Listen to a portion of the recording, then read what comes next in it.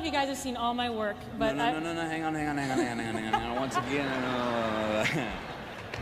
Todos tenemos a ese amigo, el carisma de él puede cambiar la atmósfera de la sala en Hollywood. Ese amigo es Matthew McConaughey. Estos son los mejores momentos en que su energía era demasiado intensa. Did you notice earlier I was nominated for the best love sex scene? But did you notice that you didn't win? Well,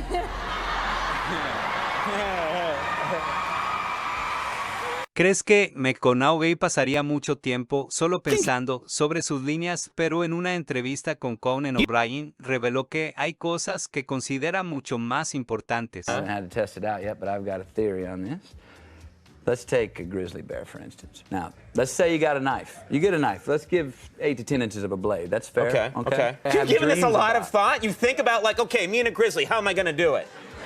This is pretty fascinating. Okay, very intrigued. So about a grizzly's how this could coming go at down. you. I'm a grizzly. You're the grizzly. Most people are going to go back. If Right. he's going to get you, here's the thing. Now, when you stand up, give me your big wingspan. I come inside. Whop! Oh, I He thought- wraps him around me, I thought right? you were going to kiss me for a second there. Boom. I pull up into the heart. Yeah. And now is where the problem starts. Because I believe that after I got your heart here up through your rib cage, all your weight's going to bring us back down this way. This way. Boom! And now, And Matthew, can I just say to anyone tuning in right now, this is not what it looks like. I've worked with you. I've tried to kiss you successfully and unsuccessfully. I've been directed by you in a short film and also to the exit door of many bars. So Sandy, here is to your decade of hotness. I'm glad to say that I knew you the decade before as well. Este fue el momento Matthew McConaughey y su historia. I hear you, man. But are we giving ourselves too much credit? Congratulations, you're the first guy to put bare feet on this desk. Oh, I yeah? want to congratulate you. Oh, thank you. Yeah, I was at home. Yeah, doing what? In Austin, Texas. I was playing a little music. Banging on some bongos.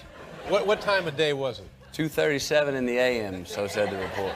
Wow. On a Monday morning. So the police come, they knock on the door, you let them in, what happened? Well, no, they didn't really knock. They came on in. And I looked up and saw that familiar figure, and it's blue, and you go, oh, that's a cop. Oh, I'm going to turn this down. And Yeah. I turned down and said, what the hell are you doing in here? And before I knew it, I was kind of cuffed and put against a wall. You were naked, is that also part of the deal? I was buck naked. Wow. Si piensas que la intimidad y una app de meditación no pertenecen en la misma oración, Michael Bublé podría discrepar. Does Matthew know that he plays a special part in your life? No, probably not. Please, I play a special part in your life. Yeah. Can't wait to hear this. Tell us. Well, I mean, my wife and I sleep with you almost every night. Yes. Yes. An app called Calm. He has the most beautiful voice, and I turn it on, and I just hear, well, hello, everybody.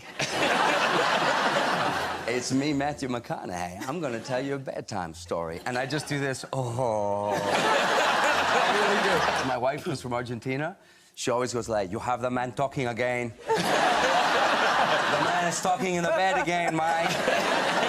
Matthew McConaughey ya puede tener una presencia seria, pero es otra historia cuando entra a una habitación con su otra mitad. Él y la actriz brasileña Camila Alves lleva casada más de una década. Y Mike Myers describió cómo es realmente de encontrándose con los dos. So he taps you on the shoulder. Says, come and join my wife, Camilla. And I was like, oh, no, I'm good. You guys. And he goes, comes by. They're lovely. They said that they're in Los Angeles, staying at this hotel that I'm staying at to have a couples weekend. So immediately I'm like, well, don't talk to me. You know, when you have 3 kids, you don't get to drink that much, you know? So I had like 2 drinks and I was like loaded. And I said, I'm going back up to the room now. And they said, so are we, right? And I thought, okay.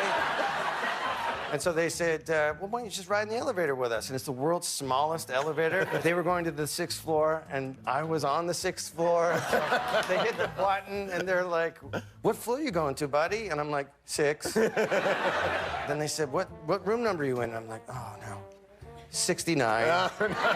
And I thought they must think that's like some swinger code or whatever. And he didn't know what to say, but he's a super lovely guy, so he just went, "Yeah, baby." And, I was like... One thing I appreciate about you is your ability to apply meaning to almost anything, including a wet dream. You know, you talk about floating down the Amazon River, you're wrapped in pythons, you're being circled by crocodiles and freshwater sharks, and then that inspires this 20-day pilgrimage to Peru. Now, I once had a wet dream, right?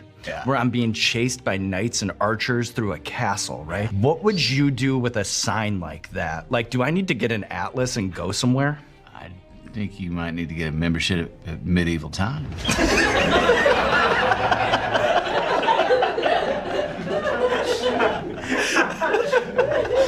Sounds like you sleep pretty well over there.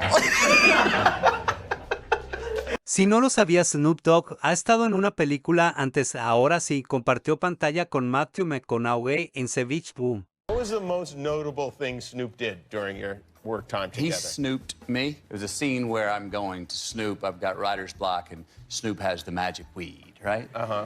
But I go to Snoop, and I go to the prop man to make sure I've got prop weed. Now, prop weed is not real weed. It's like crushed oregano and stuff. So we get in the scene. It's about a 6-minute scene, fast back and forth. All of a sudden, the end, he goes, "Yo, Moondog." And that's my character. He goes, "That ain't prop weed. That's Snoop weed." I went, "Oh, you son of a gun."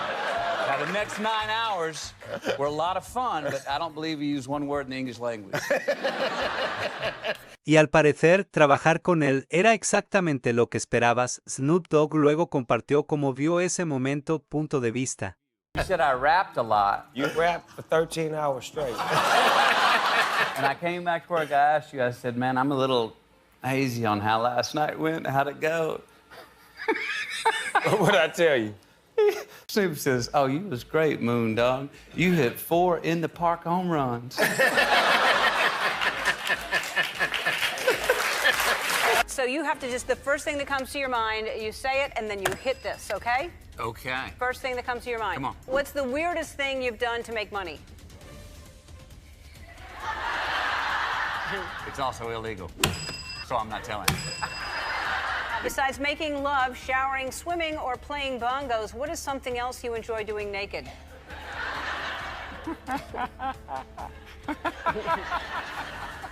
Cooking if we're not deep frying anything. Muchos artistas prosperan con la espontaneidad, creyendo que la creatividad florece en lo impredecible, desborde e improvisación. Eso es parcialmente cierto hasta que no lo es. Matthew McConaughey lo aprendió de primera mano, mientras se filmaba Scorpion Spring. So I said, "I'm not going to read this script, Scorpion Spring. I'm not even going to read the scene."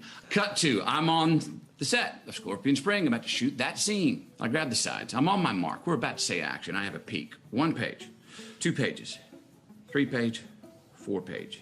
Monologue. My guy. In Spanish.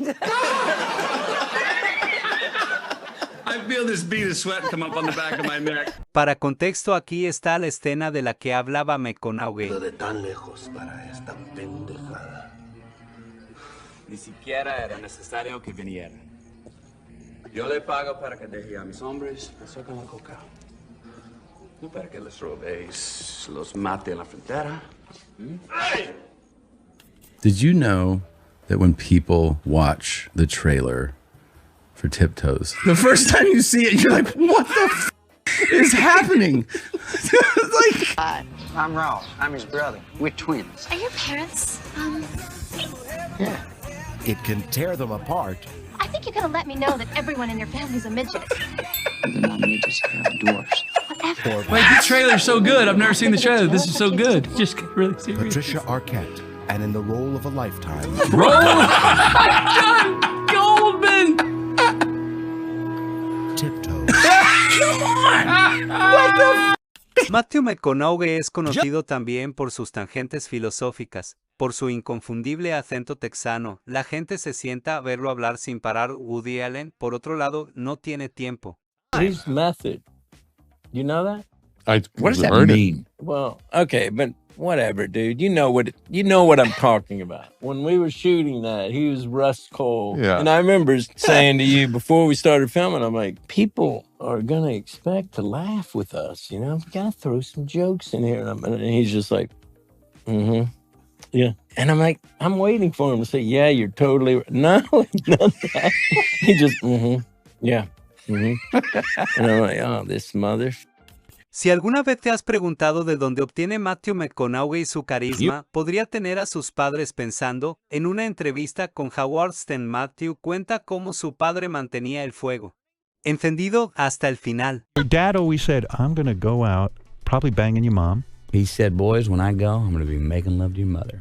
And he did. He called a shot. Your dad knew how he was going to die, and he actually did it. And he did it. Did he have a heart attack? Had a heart fibrillation, yeah. The paramedics are covering him, and all the neighbors are out in the street. And he's going out the garage down. So, you know, what's the sensible thing to do at 7 a.m. covering? Right. My mom's out there, half naked, ripping the sheet off him. Get that sheet off of him. You're going to see how big Jim went out. I hope he had a boner at that point. I do, too. I was in kindergarten, my mom's kindergarten teacher. She and my buddy John Griffith says, hey, Matt, want to go play in the monkey bars? And I ran out and said, yeah. And halfway to the monkey bars, I feel this hand on my shoulder. Whoa, bam, get slammed to the ground. I look up into my mother in my face, and she's like, what are you doing? I said, I'm going to play in the monkey bars with John. She goes, who is? I said, I am. She goes, what's your name? I said, Matthew. She goes, don't you ever answer to Matt again. I named you Matthew from the Bible. And I was like, yes, ma'am. So, Your own mother, I know she likes to visit you on sets. Did she visit you on this set? Yes, she did. She comes to me and says, who's the person on set that can make it happen? Who's the one with the money? And I'll go like, that guy. And I've learned to send her to the wrong people sometimes. But even then, her pitch is this: remake of The Graduate. What? What's so funny? What's so funny? No, it's a great idea. Look, I'm the Anne Bancroft character. Matthew is the Dustin Hoffman character. And what does everyone right away say? Wait a minute, that's pretty bent. And she's immediately like, oh, knock it off. I've seen it before. It's not that big of a deal. One story about your dad. The bet involving your brother. Do you know the story I mean? The bicycle? Yeah, the motorcycle. Motorbike? The motorcycle. Oh, yeah. Another way my dad did great business. Our upbringings are so similar. It's like Are you getting laid? Your mom didn't adjust immediately. No.